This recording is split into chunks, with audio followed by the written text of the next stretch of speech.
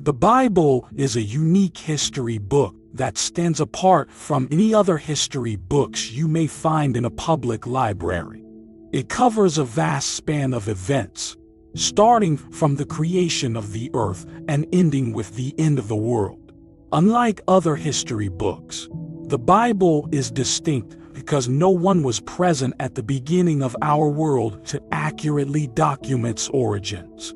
Only we, the readers of the Bible, possess this knowledge of how it will all come to an end, which is something truly special. The purpose of the Bible's predictions about the future was not to satisfy our curiosity, but to prepare us for what lies ahead.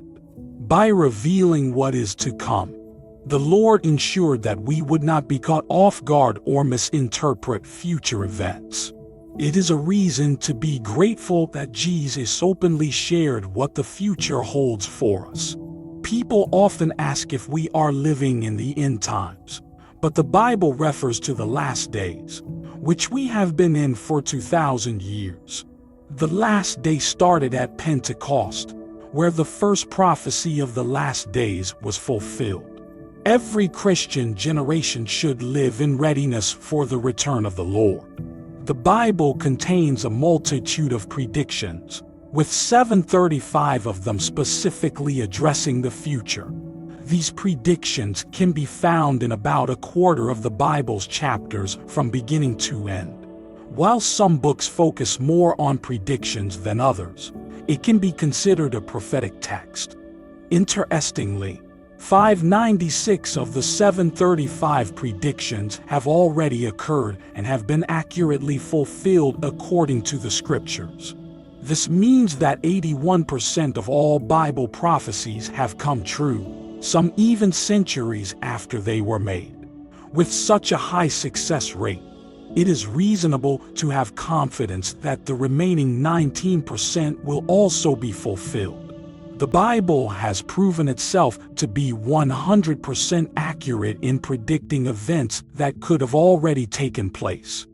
Of the remaining predictions, most of them pertain to the actual return of Jesus and what follows afterward. There are approximately 20 predictions left to be fulfilled before Jesus returns, and we are watchful for these events to occur before expecting his return. When Jesus told us to watch and pray, he did not mean for us to stand still and wait while gazing at the clouds, hoping for his appearance. It means we should be alert and attentive to the signs and circumstances around us. What Jesus meant when he told us to watch and pray was to pay attention to what's happening in the world and recognize the signs that he gave us as indicators of his return. In the book of Matthew, chapter 24, the disciples asked Jesus about the signs that would signal his return. They wanted to know what they should do if they didn't know when it would happen. Jesus responded directly and clearly. We can be grateful that God answered their question so straightforwardly. In the book of Revelation, he provides even more details and a comprehensive response. But here, let's take a look at the summary of signs that will come before his arrival. The disciples approached Jesus privately while he was sitting on the Mount of Olives. They asked him when all these things would happen and what signs would indicate his return and the end of the world. Jesus warned them not to be misled by others who would claim to be the Messiah in his name. He emphasized that many would be deceived. He also mentioned that there would be wars and rumors of wars, but they shouldn't panic because these things are part of the process. The end wouldn't come immediately. Jesus explained that nations and kingdoms would fight against each other. There would be famines and earthquakes in various parts of the world. These events were compared to the beginning of birth pains, with more to come. He also foretold that his followers would face arrests, persecution, and even death. So, Jesus was urging his disciples, and by extension, us, to be aware of the signs and signals in the world. We should not be easily deceived and understand that certain events will occur before his return. The key is to stay vigilant, discern the signs, and be prepared for what lies ahead. In the future, you, as followers of mine, will face hatred from people all around the world. Many will turn away from me and even betray and hate one another. False prophets will arise and deceive many, and sinful behavior will be widespread. The love that people have for one another will grow cold. However, those who endure and remain faithful until the end will be saved.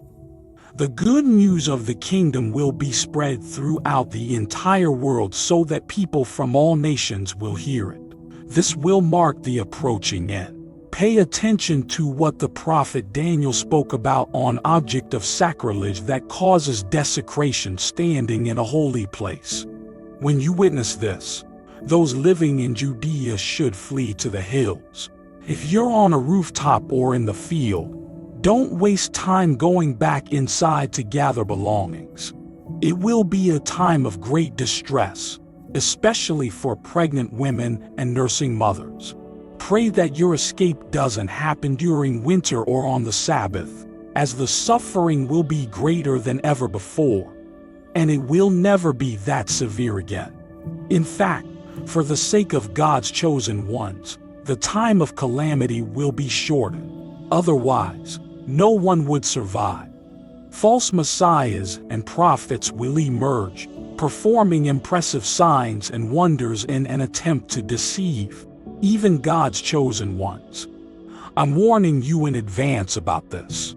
If someone tells you that the Messiah is in a desert or hidden somewhere, don't believe them.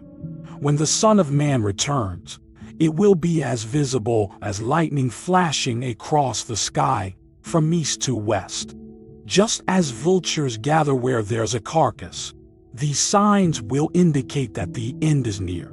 Following the distressful days, the sun will darken, the moon won't give light, stars will fall from the sky, and the powers in the heavens will shake. Then the sign of the Son of Man's coming will appear in the sky, causing deep mourning among all the people on earth. They will witness the Son of Man coming on the clouds of heaven with immense power and glory. He will send out his angels with a mighty trumpet blast, and they will gather his chosen ones from all corners of the world, both on earth and in heaven. Let's learn a lesson from the fig tree. When its branches start to bud and leaves begin to sprout, we know that summer is approaching. In the same way, when we witness all these things happening, we can understand that Jesus' return is very close, right at the door.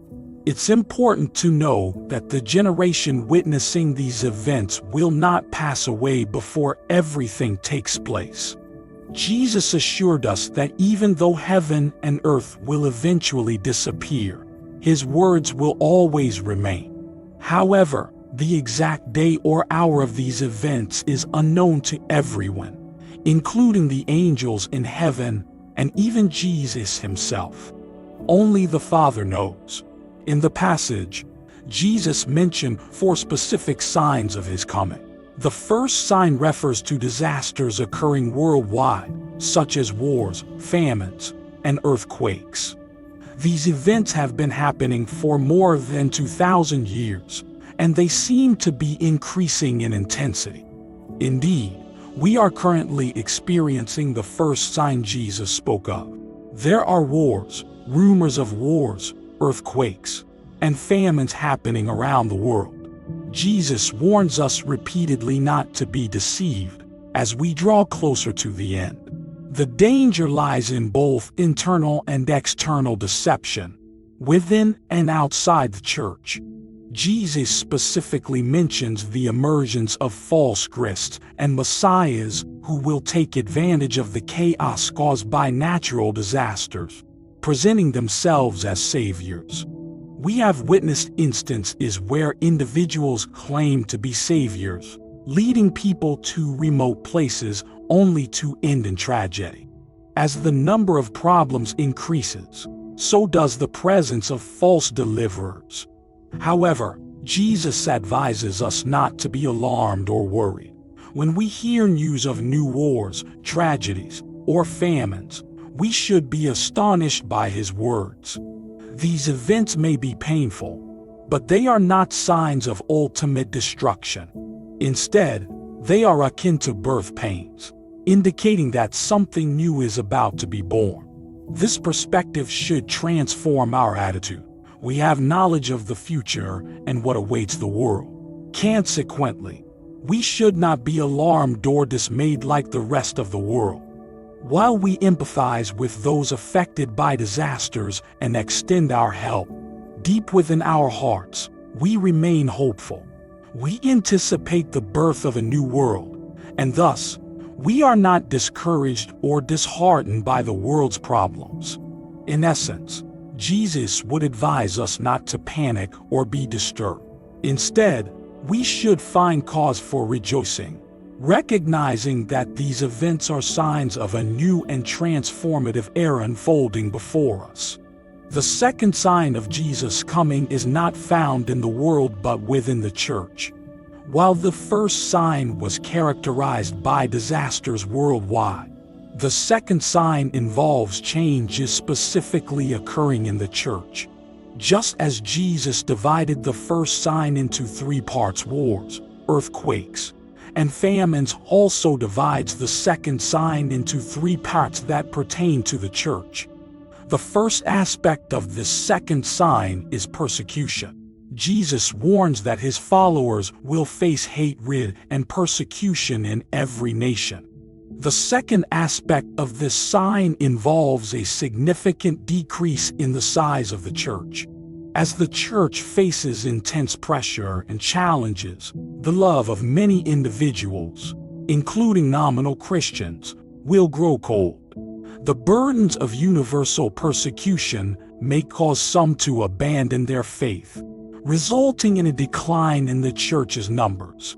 It's a disheartening sign to consider. However, the third part of this sign brings an unexpected surprise. Jesus reveals that the gospel will be preached to every racial group. Despite the difficulties faced by the church, the good news of Jesus' message will reach people from diverse backgrounds, breaking through barriers and spreading to all corners of the world. The third part of the sign is about the proclamation of the gospel. Jesus implies that a smaller, purifying church would have a greater impact on the world. However, we need to be cautious of false prophets who can deceive us. These false prophets may teach peace when there is no peace, offering comfort and assuring that nothing significant will happen. But Jesus advises us not to be swayed by them and to persevere until the end. For those who endure will be saved when the sign occurs. When the church and its teachings are despised by the world, Jesus encourages all Christians to stand firm. Why does this happen? The answer lies in the fact that believers are different from the world. Our citizenship is in the heavenly realms, and we are unique. It is because of our uniqueness that hatred can arise, just as Jesus himself faced hate from the world. We don't belong to the world, and that can make us social misfits. Therefore, it's natural for Christians to face pressure and animosity. This takes us to the third sign of the end times, which is Jerusalem's distress. Geographically, this distress will be limited to Jerusalem. Jesus quotes prophecies from the book of Daniel, mentioning a character referred to as the abomination of desolation. Daniel speaks of this figure 3 times. What does it all mean? Well, it involves a human being, a man who establishes himself in the holy city of God, claiming to be God and refusing to submit to anyone else's authority. This tyrant's arrival will have global consequences, but his center of power will be in Jerusalem, the city regarded as sacred by God. Then Jesus explains that the fourth sign of his coming will happen immediately after the previous events. This means that we will know when he is coming, and we must be prepared. When this sign occurs, there will be no danger of false prophets or messiahs deceiving people. It will happen too quickly. What will happen is that all natural light will be extinguished, the sun will go dark, and the stars will fall. Many predictions about this can be found throughout the Bible. Isaiah describes the heavens being rolled up like a carpet, and the stars dissolving. The skies will be rolled up like a scroll, and the stars will fall like withered leaves from a vine or foliage from a fig tree. The natural light will vanish, leaving only artificial light to illuminate the earth. What is happening? People may wonder. Christians will exclaim that the sun, stars, and moon have stopped shining. Just before this happens, God turns off the lights of heaven to make way for the brilliant light of his return, which will be marked by lightning. Then Jesus will come back to planet Earth on the clouds, and we will meet him. We won't gather in a physical stadium because no earthly venue can accommodate such a large crowd. Instead, we will meet him in the air, and that will be sufficient. Isn't that an incredible prospect? When you witness all these events, you will know that Jesus is at the gates, ready to walk through.